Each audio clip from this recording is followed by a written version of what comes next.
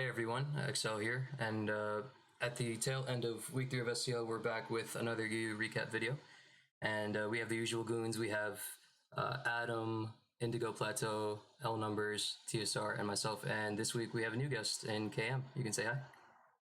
Hello. Alrighty, so I know every week there's a usage statistics post that goes up somewhere in the EU subforum. It hasn't popped up yet this week, but I guess we could just go over replays and point out whatever trends that we noticed. Rose Raid was not as popular as it was in the first 2 weeks. I think we only had like 3 usages of it. Let me make sure. Nothing in here. There was, I think Bushtush used it with a really cool set pick that we'll get to later. I believe Gondra used it as well versus Indigo Plateau, and mncmt also used it versus Askov. So yeah, 3 out of 10, which is a pretty stark drop off compared to how popular it was in weeks 1 and 2. And we also saw some cool picks like, I think Scarf Diggersby was pretty common. At about the same usage rate as Rose Raid. Tentacruel as well. You know, just some form of combating the hazards. And there was a lot of Thunder usage too, which it's good to see that one because it's one of the scariest mons to be up against for sure. Yeah, definitely broken. Like just thinking about Nasty Plot's three attacks is terrifying. It's like a guessing game at preview. Yeah, if it was a little faster, it would actually be broken. This thing is so damn dangerous. Mm-hmm. Because nobody's using like the 4 Pokemon that outspec Therian but not Incarnate. Like Keldio's unseen, Nai's unseen, Monkey's unseen. Mm-hmm. It's honestly Nai's unseen? Ever was really right now. Was there any monkeys this week? I don't believe so. I don't believe so. I know a few people I was testing with were close to bringing it. I know I almost brought it myself. I ended up switching it out for Bulu towards the end of the week. I think Bushtush was considering it on one of his teams, but yeah, it's just one of those mods that we don't see. Zarude, in general. Ah, Zarude. Mm-hmm. A lot of people had. Well, actually, yeah. Every game again had at least one Buzzwole or Komodo. Mm-hmm. Oh yeah, those two are at their peak. Honestly, I think Bushtush was the only one to not have either of them, because I know Umbry and myself, we both had a Como. Adam had one as well. Robin as well. Yeah, Robin, you had one. Gondra had the Buzzwole. IP had another Como. mncmt had a Buzzwole, and then Askov had neither. So yeah, it was just like, I think 2 out of 10 didn't have one of the 2. Yeah. Which kind of speaks to the state of the tier at the moment. For better or for worse.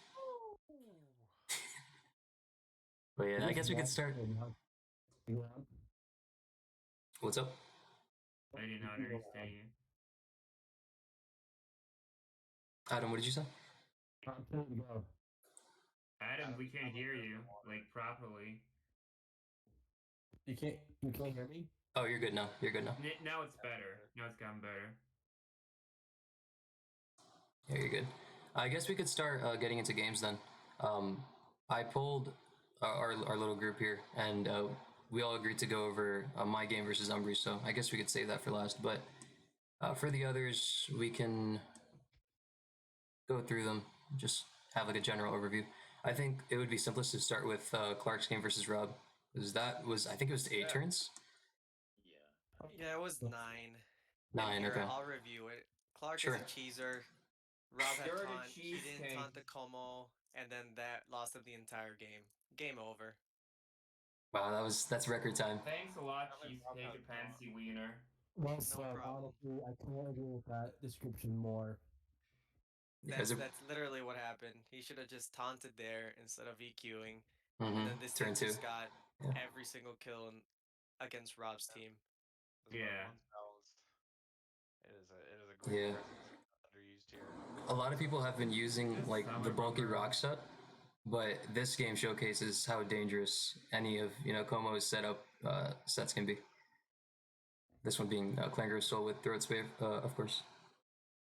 Yeah, after that taunt, I really see no other way for Rob to win, because he has to. That Shadow Sneak was never killing, by the way. Yeah. So Yeah. he had Yeah, to over here. sack 2 Pokemon, and then whatever he leaves left behind, Clark has a Trick Scarf Jirachi, so he can always hard that in and then trick it. And then he still has the Grim for emergency T-Wave. Like, there's just, I don't think there's anything he could have done to win after that not Yeah. taunt. Yeah. I mean, even if he had taunted, it was a pretty bad matchup, I think. Yeah. Yeah, dire for sure. I think Clark's threats just matched up really well versus the sort of team that Rob brought. And the difference might have been, honestly, like just screens versus no screens, if you think about it, because Yeah. both had like a very like hyper offensive sort of structure going. Yeah, plus, Clark just has more speed control in general. Like, Prankster T-Wave, whether it's from Grims Yeah. or Klefki, is just, like, always an out against other HO. And then Scarf Jirachi is also something else that's demonic for HO, so... Yeah, because you can Definitely. always trick, like, for example, the DD Gara. Like, that was my plan. I can just, play that these 50s and trick it or not trick it if he goes out. So I still have that. And if that doesn't work out, I still have a Grimmsnarl with T-Wave. And I got Reflect. You have I do. It's on Jirachi. Oh. Yeah. Ah, okay.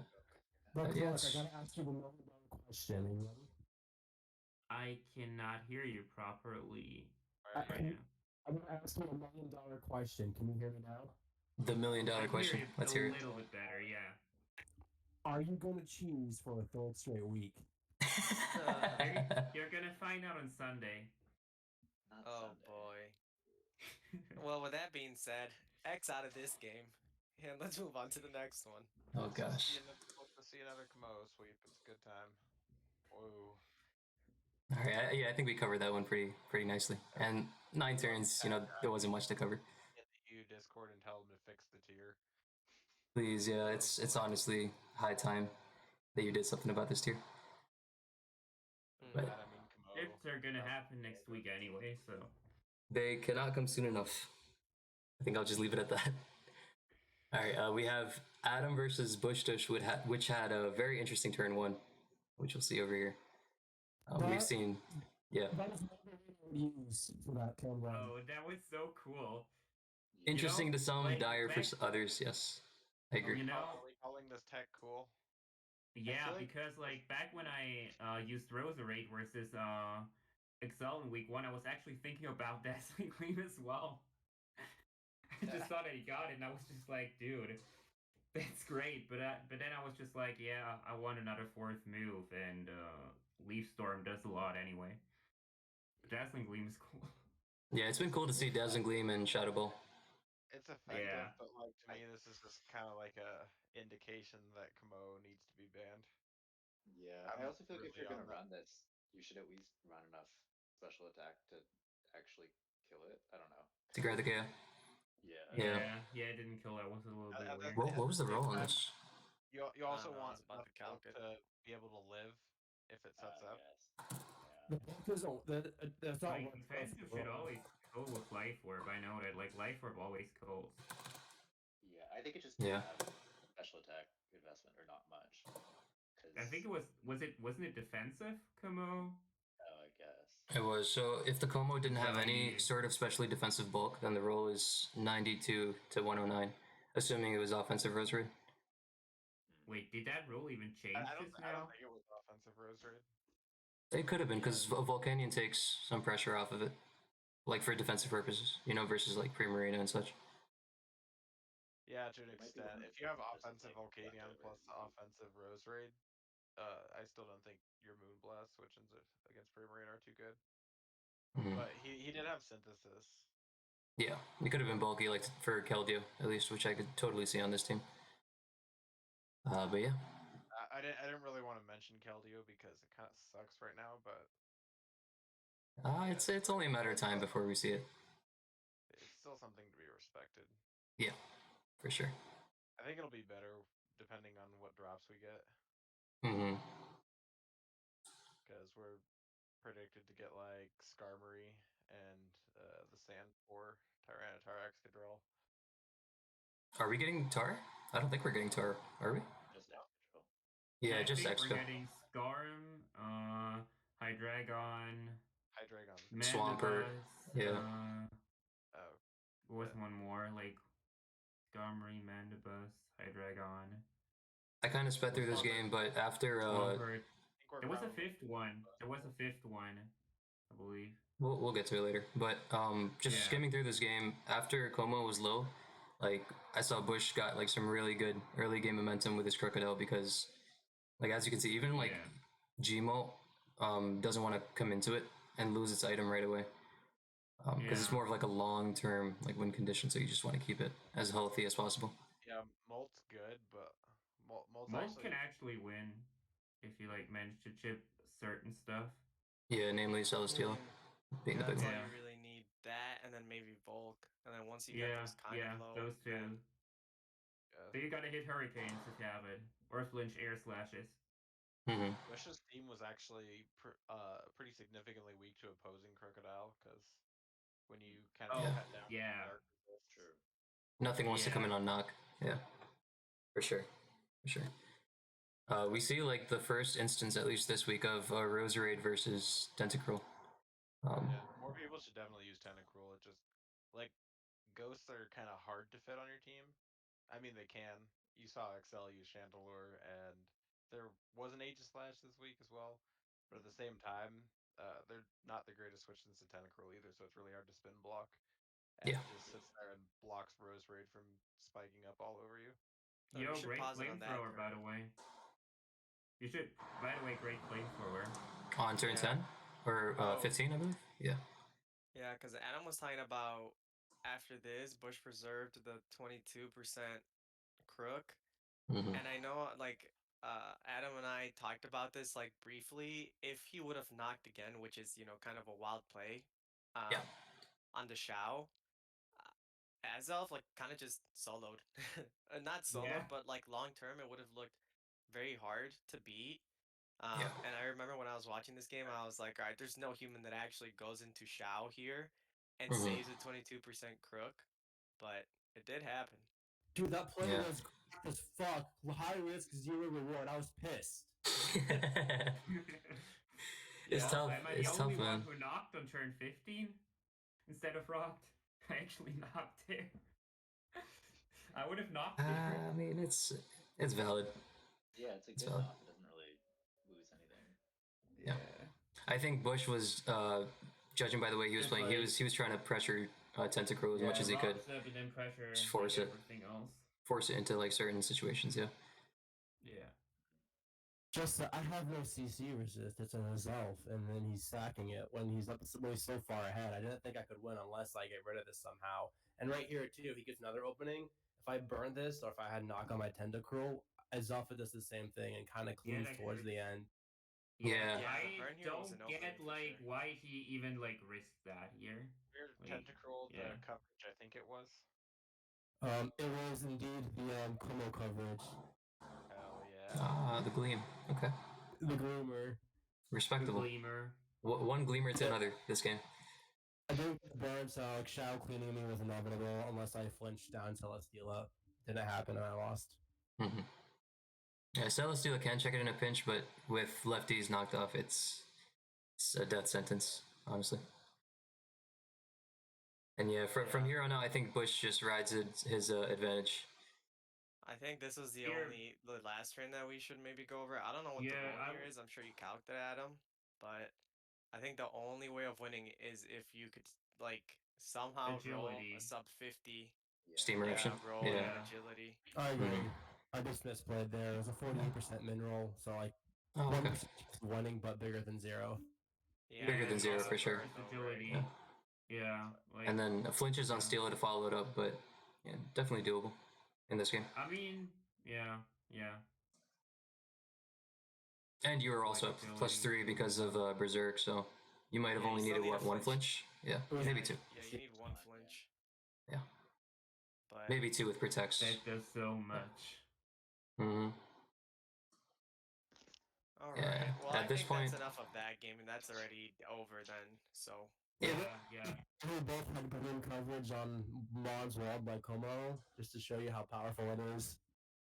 Yeah, it's definitely controlling a lot of trends on its own. That's for sure. Which is why we're seeing it a lot. Yeah. Indication of maybe this mon's a little bit overwhelming.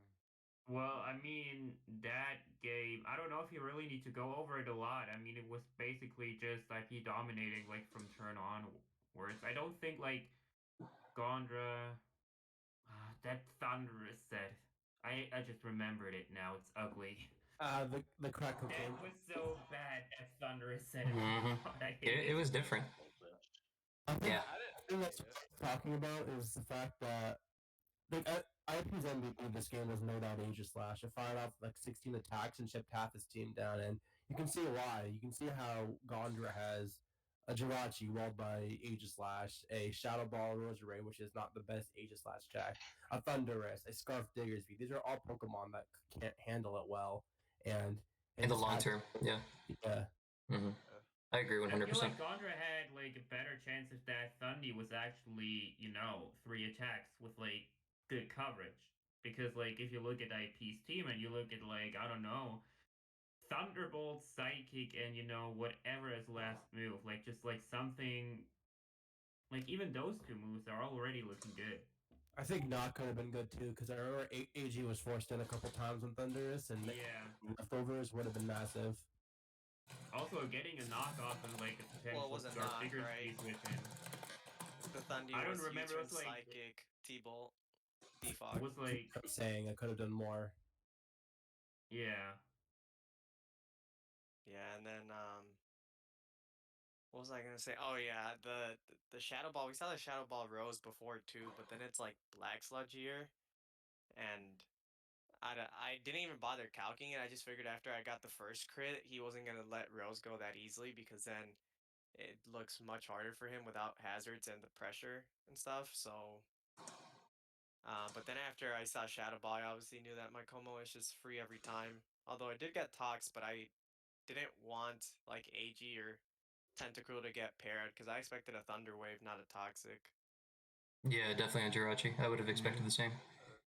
But like this this That this kind of game makes was also sense. basically just, what happens when you load Roserade into Tentacruel and your team has no Tentacruel switch in.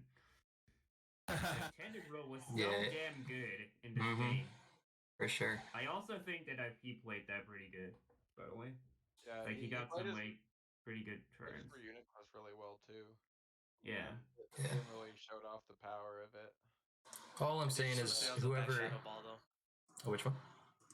The one where I Shadow Ball, I could have just used Flash Cannon for free, but it Oh, was a on few turn turns ago, 19? so whatever. On Yeah. 19, yeah. Yeah, minor missteps, which are bound to happen in the longer games. I was going to say that shout outs to everyone who brought Tentacruel this week. Just handsome levels, off the charts. Just an aside. Yeah. The 1, interesting 2, 3. thing about Tentacle is that if people do end up just running normal like grass stab Roserade, it actually can win long term because it's like Leaf Storm is doing like 50. Yeah. Uh, But when everyone tries to get kind of fancy with coverage, then it just you can't win. The thing with Roserade is Grass Stab outside of just hitting Tentacruel, well, Leaf Storm in particular, Giga Drain doesn't really do it for you either because of Liquid Ooze and all that. Yeah. But Leaf Storm in particular is like Stupid ass really miss. not It's bad desirable otherwise, coverage yeah. outside of Tentacruel. Yeah. So which is why I don't think people run offensive Roserades to begin with. And you I can think still it's. like get it in a lot. I think it's also fair to note that Leaf Storm Rosarades are probably dropping synthesis. Because you're probably just buying into the whole offensive nature of the Pokemon itself, right? So you might want like Gleam or Shadow Ball as your last move. Both. And Maybe. I've seen Sludge Leaf Storm synthesis spikes, but Yeah, I wouldn't drop synthesis, Okay. otherwise yeah. things can just like beat you down and get rid of your spikes. Yeah, in this meta, it's definitely preferable. I agree. Yeah, like with synthesis, you could really stick Stupid ass around. miss. I was gonna say that miss is Dude, those two very misses put tough, me back dude. so much. I missed a Hurricane on Prim, which would have forced it to rest and could have 2-hit KO'd. I missed that Toxic, which, well, the Hurricane was huge because it let him double to Thundy. Yeah. But then I missed that Toxic, which gave it like 2 more turns to live than it should have. And it just That put me that behind for the next like 30 turns. that Diggersby turn was also really big because when you guys both traded HP on it, that helped you a lot more than it helped him. Yeah. Yeah, because I had no switch-ins after my Como was at 30% toxic to that Toxic. thing. Yeah, versus Diggersby was always about keeping Reuniclus healthy, and then Yeah. maybe forcing it to KO Aegislash so that your Moltres window is like open. I don't know. It was Getting the turns right. murky for sure. Yeah, you can skip like the next 15 turns. Yeah, I was just Just about to use do this that. Yeah, playing around with this. Tentarose. I don't really Yeah. know what Gondra was doing. He didn't really have a switch in. I mean, You got buzzed on the rapid spin, and then you don't risk Tentacruel there, so like works. we can like literally just skip it. I feel like it just like doesn't change much, or does it? Yeah, this was a big turn though. This was the last big turn. Like when he knocked that Reuniclus and he didn't knock again, which in hindsight wasn't like maybe the best play for me, because I had that Como in the back, but I thought that my way of making progress would just be to get up rocks, force it to defog, and then kill the Thundy, try to win with Voltres, or Aegislash. But yeah, I think he was just scared of Goltras coming in, and It was exactly that. Yeah. yeah, just claiming something because he already dodged Hurricane once. If Prim dies, and Goltras is just gonna win by itself. Mm-hmm. But this changed the game entirely. Him not killing this thing. Yeah. Yeah, I think you do get like 2 turns of setup, don't you? Because Goltris lives. Well, I assume it lives Diggersby Body Slam if he chooses to bring it back in. And the thing is, like, if he goes to kill a Moltres, he might agility because Thundy can come in, and if he agilities, Prim can also come in, you know, and then he didn't like boost. So Yeah, I assume you nasty plot first. I assume you nasty plot first, and then agility up on anything that you live a hit from. Like these like thunderous Prim 50s. Yeah. Yeah, he couldn't afford to kill the Ryun with knockoff, which was yeah nice. IP, did you know that he was like concerned with the Moltres in the back when he recovered the next turn? Yeah, I mean, I don't know. I spent like a minute and a half or some shit Yeah, I saw you thinking. turn, and I was just like, he already brought in the Prim once before and dodged the Cane. And I think with that Thundy not having boots anymore and me always getting an opening with Como to rock up against either Roserade or Buzzwole, like if the Prim dies, then he's just going to be in a really bad position if I ever agility or nasty plot or whatever. And then that also limits his gameplay or game plan against Aegislash if Prim dies because he has no more longevity against it, which is what ended up happening. So yeah. And over here we're seeing Aegislash. Yeah, that crit was big. It forces it to use up another synthesis, which it's running pretty low on. Or not, as he sludge bombs here. yeah, that was a bad sludge bomb. Yeah, I was expecting synth. I mean, he had 15 seconds, but just, like really, true. Like and he was like trying to catch Tentacruel for some damage, or catch any aggressive like Aegislash play. I don't know. Yeah, It's but I mean, we can yeah. probably just skip the rest of this game. I mean, after I got my suicide rocks up, it was really just Windows with Reuniclus, right? turns for me. Yeah. Yeah, I forced Jirachi in every time, and then go Aegislash every time. But it just it was just really cool this game because it outlasted everything, and his team could barely touch it outside of Thunderous and Diggersby, which could barely 2-hit KO it too. But then, fun fact, you only need 24 Spadaf on Reuniclus to live 2 Thunderous T Thunderbolts no matter what. Or nice. I didn't know that. Yeah, and after this, I was always going to kill with those rolls because I'm pretty sure 32 was... maybe not always. I think 32 point something was min roll, and that's what I got the first time. So it was like very likely in my favor for Flash to kill that. I like this mid ground from you a lot on turn 98, which is like maybe the last thing that we might have to go over. Because as he earthquakes on your King Shield, Aegislash, then you see that Moltres has like an open window. Yeah. And so I guess he's going for a Cane Miss. Yeah, and Bunny was like a sack / mid ground to cover that. You get damage off on this. Yeah, and then I just get to bring Tentacruel in and Tentacruel, just yeah. win. Yeah, I just, unless I decided to throw all my Pokemon away for no reason at that point, I just wasn't going to lose. Yeah, and going Reuniclus was cool because you force, Body Slam, which you have like other ways to abuse. Yeah. Or some sort of stab that either Moltres or Aegislash can come in on. Yeah, it was pretty much a confirmed game from then on out. And we'll see that here. Yeah, Choice Lock Diggersby has its downsides. even though Scarf is pretty great.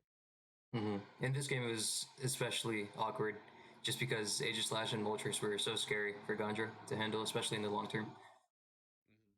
He had to be ultra precise with his Diggersby. I think this would, yeah. Go on. I think Diggersby are going to get even better from here on out because not only I think the better Scarfers in the tier are the ones that are like not committal, which is why like nobody's been using Scarf Crit because locking into any of its moves. It has good stab, but like it doesn't have U-turn, you know. No. And when you're like clicking an attack to force something out, you kind of have to like, commit to it or double. While like Jirachi and now Diggersby, even Zarude sometimes, even though I don't think Scarf is very good. Like they all have U-turn, so they like get in and out of battle a lot easier. And that's pretty important. And Diggersby like distinguishes itself because it's really, really strong. Yeah, you get to run Adamant on it as well, because you hit whatever speed you need to. You missed out on like what, like random 393 months? I don't even think there are any 394. It's but yeah. really just Barra Brain. Well, when people use Adamant, Brain for sure. Actually use Jolly Diggersby to win the tie. Yeah, but you know what I mean. Like those going with Jolly is situational at best because it doesn't really offer you too much. As long as you're expecting, like common stuff. Yeah. Jolly Wild Charge and really show people what life is really like. I'm gonna note that down for a future week actually. All right. I think that game was well covered. Well played to IP. Next we have mncmt versus Askov, which was the last game of the week, and I think this is one of the few times we see this Gyarados set in tournaments. Just generally speaking. Yeah, their team was really whack, but we had a terrible matchup against that Gyarados. The Mudsdale pick is cool too. I totally get the niche that it's supposed to serve in this meta. Yeah, it helped like kind of free up the building a lot because it was like it covered DD Ments and Lycanroc without having to build like Celesteela, which is really the other main way to do that. Cool. Yeah. Lycanroc being huge, especially because you have those two flying type win cons. Yeah, exactly. And it's like not as overall viable as Rhyperior, but those matchups that you do have, like Honestly, the Lycanroc and Ments, it's just much better because you can't get crit. It's not. Yeah. It's not actually weak to Earthquake or close Rhyperior combat. feels kind of bad right now. I feel like, especially with like Buzzwole everywhere. I don't know. It's like Rhyperior has not really been a pick that I've been going to recently. Yeah. Yeah. I do like it with less regen grasses around. Yeah, that's fair. Because those always gave it some trouble, but now it can like just kind of throw out Toxic and Earthquake. Yeah. That Turn 8 was important, by the way, here. Like, yeah, he that's was why I paused probably on it. expecting something like an E-Ball, but like, he was always gonna scout with his Scarfrachi, so Shadow Ball was Mens like actually the more reasonable play. Mens actually said to us it was no stab Jirachi. Interesting. Moonblast, Shadow Ball, Thunder, Meteor Beam. Yes. Very interesting. Moonblast, Shadow Ball, Thunder, Meteor Beam. Yo, look at all that Como coverage. My goodness. Como will not win against any more teams. I'm calling it now. It's gonna have a negative win rate somehow. But we decided to not use Not sure about that. Which I just attribute to our prep was kind of scattered this week again. And instead of something coming together good at the last second, like last week, then it just kind of didn't this week. And also, like, these turns were a little odd to me. I don't know about you guys. Yeah, like he never went Keldeo even once. That was like what was standing out to me, like on Askov Spartan, like defogging here instead of like Volt switching or now going Keldeo. Yeah, I don't think we really minded Keldeo rock. Is that it just lets Gyarados set up, and he can do it. Yeah, and that's the biggest threat. His Amoonguss couldn't really do anything unless it was very specifically Ice Fang. That like the minute Gyarados comes in, it wins. Yeah, like that will happen anyways. Like bound to happen. We did have foul play though, because we were Assault Vest. Oh, okay. Yeah, but like, did that really change anything in the end? No, it still dies to bounce. Yeah. Like he has like more of a chance to miss bounce and get foul played. Yeah. If we clicked foul play, but we clicked clear smog, and then the game just kind of ended. Yeah. Wasn't a huge fan of what we brought this week, but it kind of okay. We tried to bring it together at the end. Our prep wasn't the best. Here on yeah. But How much does Specs Hydra pump to the Gyarados, or just like Specs Secret Sword? Not enough. Not enough. It's a 3 KO because this was lefties. Maybe it's a worse, lot. honestly. Had some bulk too. Yeah. Gyarados just sets up. That's what we were referring to earlier. Like as soon as Keldeo nabs any sort of momentum, then Gyarados is right there to just shut it down. Yeah, he needed balance misses anyway. Yeah. Though I think sub DD was the worst case scenario for sure. Yeah. Yeah. And yeah, we see that here. No, Subs it's up. pretty much over. He No, was it's pretty much he over. was sub DD without any hazard removal.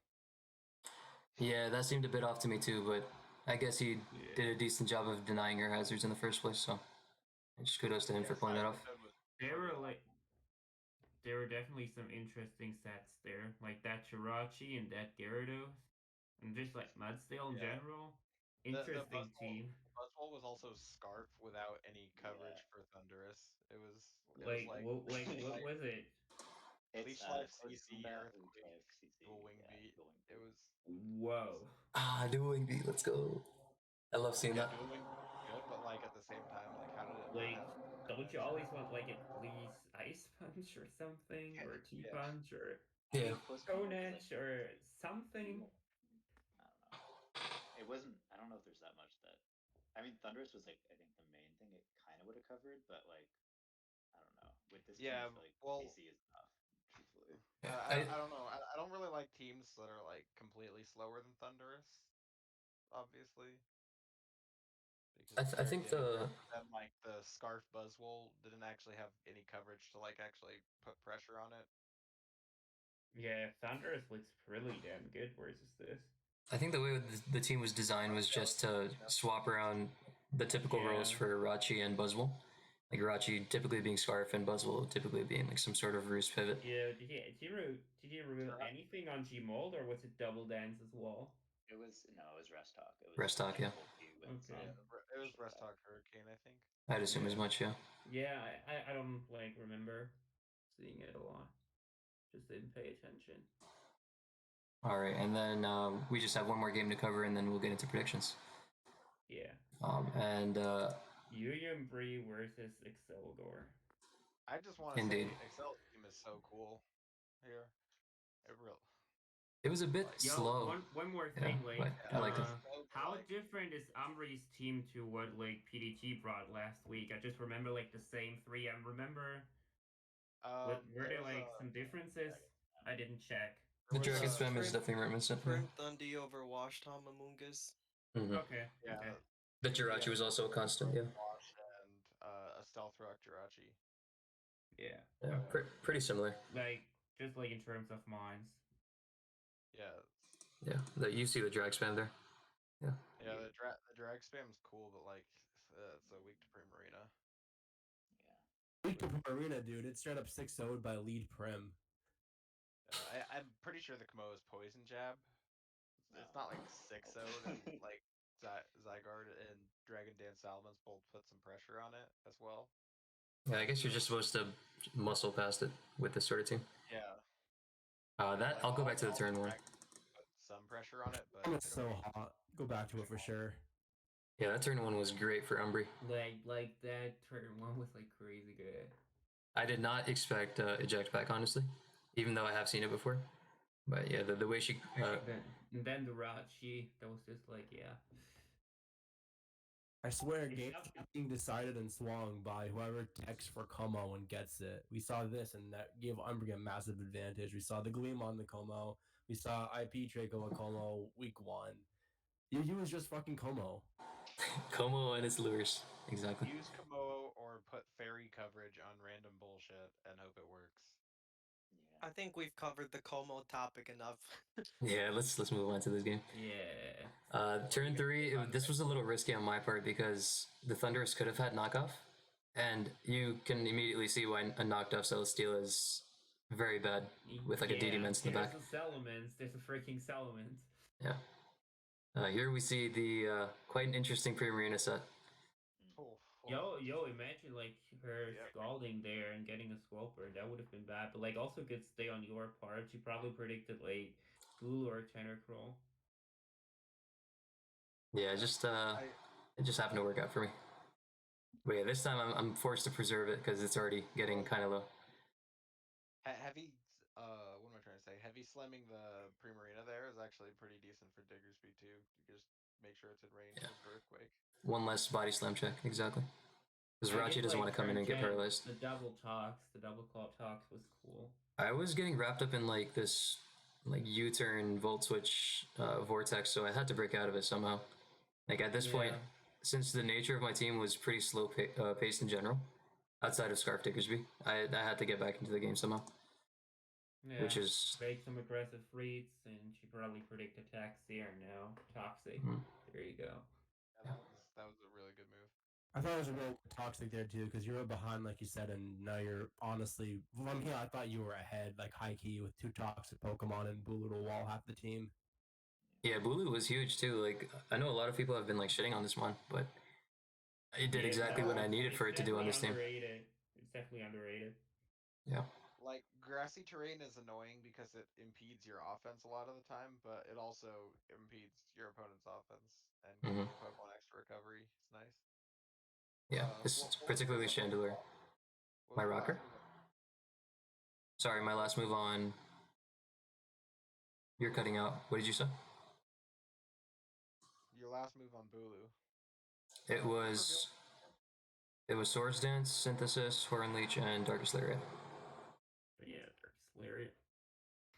I think I revealed all 4, but we'll get to it now. Tapu Bulu getting walled by Komodo. So you see broken Komodo. Like put some more damage on Reuniclus. Because outside of Chandelure, your team's actually just a little, or pretty weak to Reuniclus.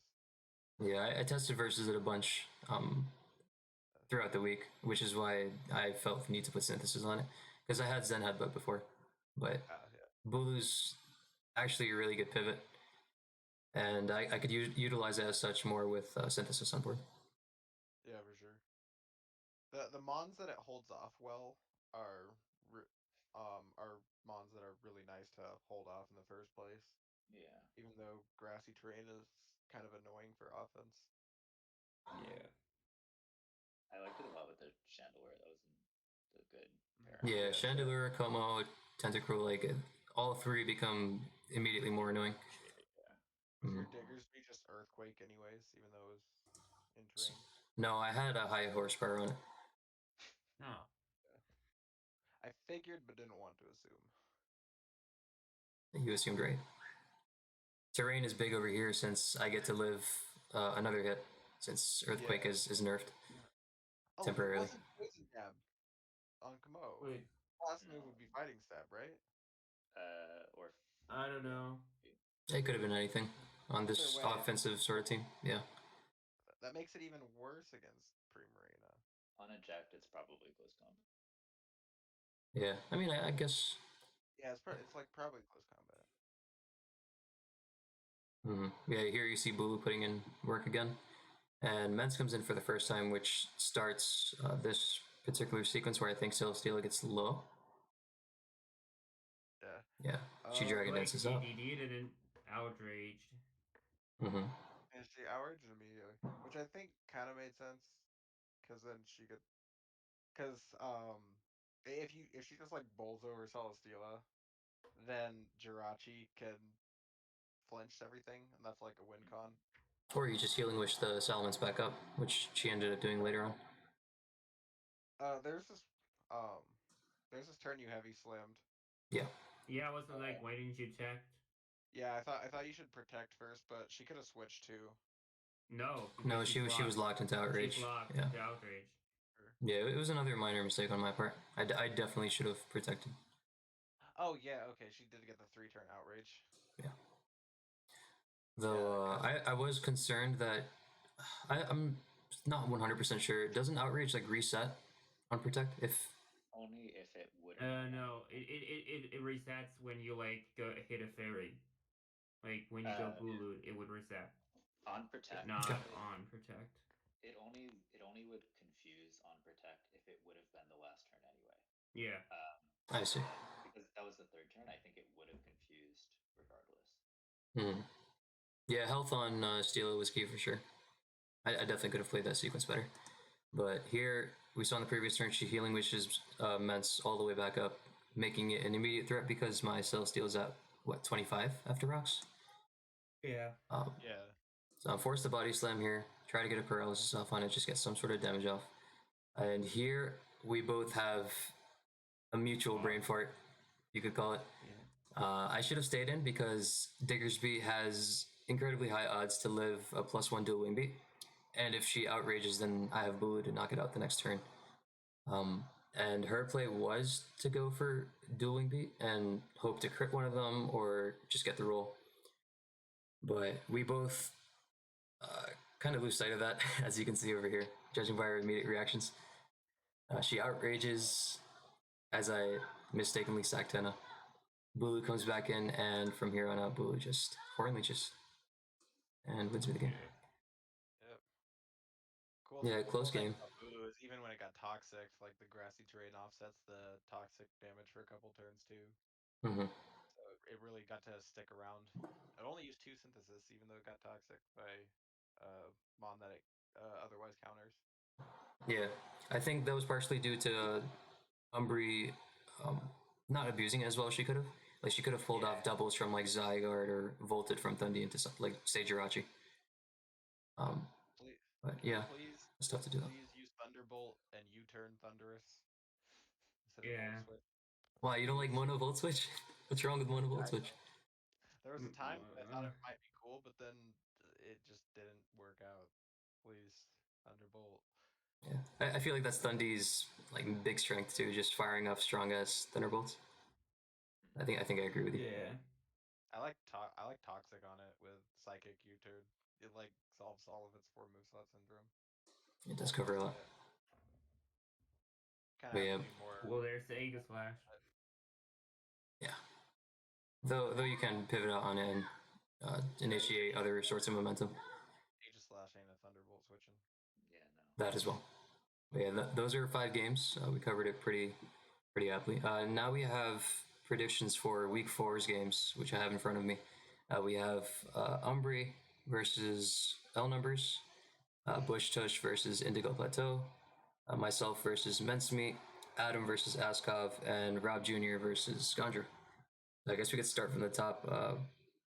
If any of you feel free to just speak out, but who would you take in Umbry versus LNumbers? I believe Umbry is 1 and 2 for the record, and LNumbers is 3 now. Oh boy.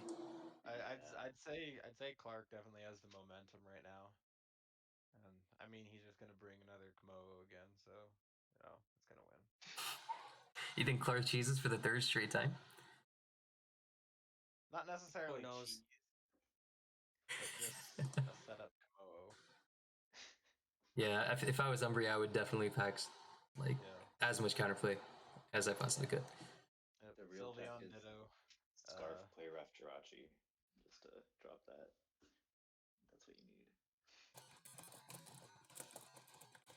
So who would you take here? Like who do you think is in better form? Are we just bolding Clark now? Yeah. I'm down to do that. Yeah. Better form, but Umbry and Lily have the potential to be more creative in the builder, if to an extent. So I think we'll see cool teams regardless. Yeah, for sure. I haven't been quite as impressed as I wish I was by Umbry's teams so far. I feel like they could be cooler. They're still great, but like I don't know. I think for that reason alone, I think they're getting better, but they're still cheesy to an extent, which I don't think is a bad thing. Like Triple Dragon is obviously quite the matchup call. Yeah, not into Bulu Stila. I did get fortunate there, but Yeah, I guess we'll take all the numbers here. What about Bushtush versus Indigo Plateau? Because I think Bush grabbed his first win last week, so he's 1-2, and IP played 2 out of 3 weeks so far because he split time with PDT. Yeah, I think IP is bringing really good teams, and Yeah, I've liked his teams a lot as well. And Bush is playing well as well, but he brought his first good team just last week. I was gonna say that. Yeah, this week's team definitely seemed more in tune with like the current trends of the meta. Yeah. The first 2 weeks, not so much. Yeah. It's gonna be an interesting matchup because of TDK helping on like the other side, and IP and TDK like being on the same team during World Cup and also like knowing each other pretty well. Just like something I really like that. this. So I'm really looking forward to this one. But I feel like I'm giving the edge to IP as well. I feel like he's just been really good lately, and I see no reason to not bold him. I did get smashed for UU World Cup tiebreaks. This is true, but overall, I think you've had better showings and better teams. I think I personally would favor you. Team TDK brought to you World Cup. Yeah, that was cool. It was bunch of texts, really yeah. Respectful of Keldeo, but who cares? Because no one uses that. Can't cover everything. Rude, finally. We have our next game, myself versus mncmt. I'll let somebody else take the wheel here. Highlight match of the week. I agree. Is it? Oh, I appreciate it. I'll try my best then. I feel like this is going to be decided on matchup. Oh my god, I'm just like trying to imagine. Because he's too fire.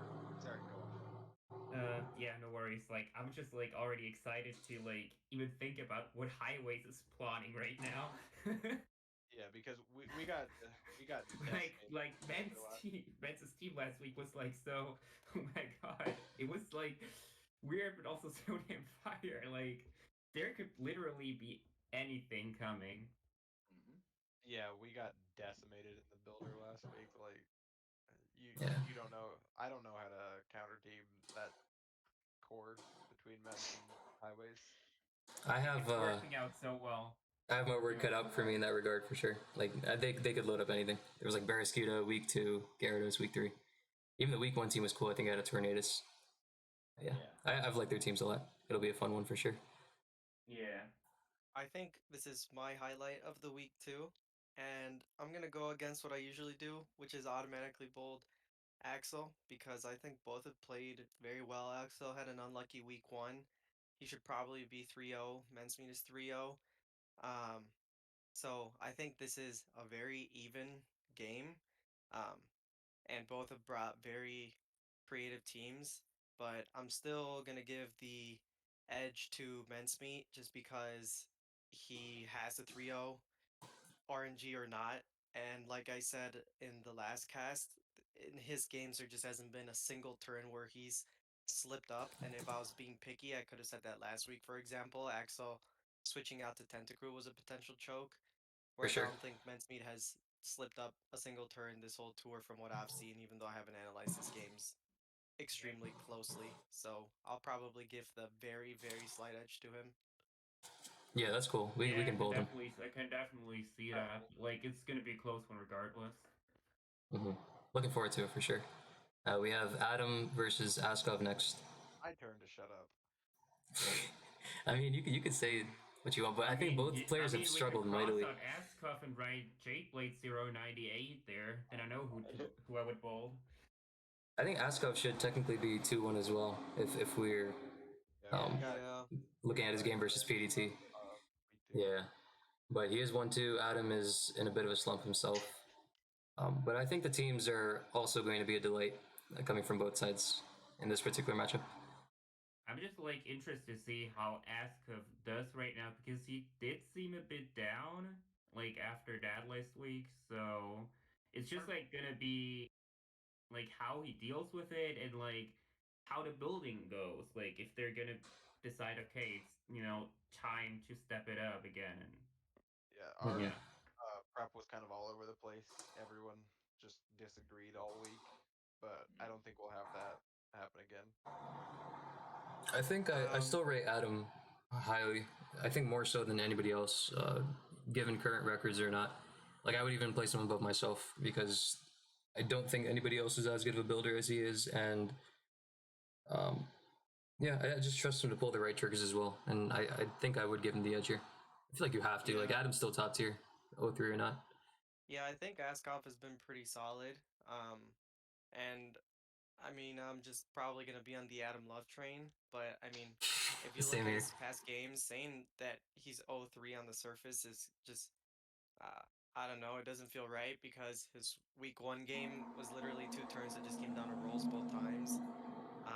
And then also prior roll the game or the turns before that, and then the next 2 weeks he's had like really solid teams, but he's either just made like a few misplays or just his matchup hasn't been like the greatest to where he had to have like turn 1 last week, he was already fighting an uphill battle, and then against Accel, he had the quote unquote worst rows. So the hazard war was already against his, like, not in his favor. So I don't really think he's played bad. He hasn't had bad teams, and Askov's been solid, but overall, I just think Adam is a better player. I think most of us would agree with that assessment. And then yeah, we can just segue into the last one. Rob Jr. versus Gondra, both of whom are winless in UU, I believe. I think because Rob only has one showing. Played one game. Only one game. Played 3. Yeah. I think, given what I know about both players and what I've seen from both sides, I'm tempted to bowl to Rob. I trust him a bit more as a pilot, and I think his teams have been a bit more pleasing. Because I tested with him a bit last week, and I saw a few of the teams he was cooking up, and I rate them higher than anything I've seen from Gondra so far. I mean, I've like built it a lot with him, like in the past during the UPL and also Masters Open and all that, and yeah, he's great. He's like really great. I rate him really damn high. I would always bowl him, like no matter he would face, I would bowl him because I just know like what he can do and like how good he is in the builder and in game. I think especially after last week's game, I expect him to come back with some sort of a vengeance, or like a fire in his approach. So yeah, I think I trust him to take this one away. I would agree. I mean, like Gondra also is 0-3, and I don't know if this is true or not, but Gondra's always struck me as the type of person where like if he's 0-3 or in a slump, I could just see him getting a little unmotivated, I guess. Whereas Rob just lost Classic on some RNG. Last week he lost like turn 2 because he didn't click the right move, so I could just see him being way more motivated than Gondra to bounce back and prove that he's a good player that he's shown to be in the past, whatever, half year, however long it's been. Yeah, I think both of them. Gondra's team Sorry, so go. far is that they've all had some like pretty apparent flaws, and then like they're even more apparent because he faces the terrible matchup every week. Yeah, I agree, and I think for Rob, obviously there's only a sample size of one game, but I think it kind of showed for both of them that they're not like super actively playing the tier right now. Whereas like I think the Grim Snarl eject button is very much like a super recent trend that you would know if you'd been playing like ladder recently or like it's shown up like a few times in like random tours and stuff. But it was like I think for both of them in the way that they build and in the way that they play to a lesser extent, it kind of shows more that they're like tour players, I guess. So I think if they grind a little bit, I think they can both like pull it out. A bit less nuanced than the other experienced players, but nothing that's insurmountable. I agree. Yeah. I mean, Rob has been pretty active in the past, so he will just like. I feel like he will be back this week, like knowing the meta. Like if he's into it, like he learns fast enough to get it. Yeah. And I mean, he is in the finals of Euro World Cup, which is ongoing, and he's been involved with SS, so I trust him to pick it up quickly. And yeah, I think he's gonna win that one. We'll see. But as for STL predictions, I think that's it. And yeah, we pretty much covered everything that occurred over week 3.